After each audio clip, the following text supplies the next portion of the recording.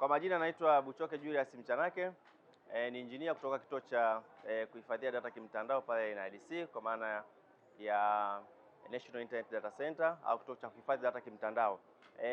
Tuko kwenye maonyesho haya hapa viwanja vya Chinangali Dodoma. Tunawakaribisha wakazi wote wa Dodoma pamoja na viunga vyake waje wajionee nini ambacho tunakitoa kama NIDC au kituo cha kuhifadhi data kimtandao.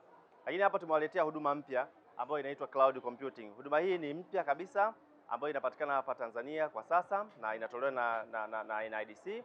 Inamsaidia mteja kuweza kupata huduma ya server kwa maana ya computing resources. Anaweza akapata CPU, anaweza akapata RAM, lakini pia pamoja na storage.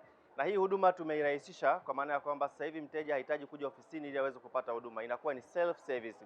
Kwa tunaita ni on demand self service. Kwamba mteja akiwa kokote kule akiwa na internet anaweza ka access portal yetu ambayo ni portal.nidc.co.tz and then anaweza kaanza kufanya usajili mwenyewe, na haina mahitaji mengi sana. Unafanya usajili mwenyewe, ukimaliza unajitengenezea server, una uwezo wa kuweka mafaili yako, una uwezo wa kuweka mifumo yako na then ukaweza kuiaccess. Niwakaribisha sana wakazi wa Dodoma pamoja na viunga vyake waje wajifunze, waelewe na tuwaeleweshe namna ambavyo inaweza kufanya kazi na inaweza ikawasaidia kwenye matumizi yao ya information technology au kwenye mifumo yao ambao wanaitumia maofisini kwao. Asanteni sana na karibuni sana NIDC.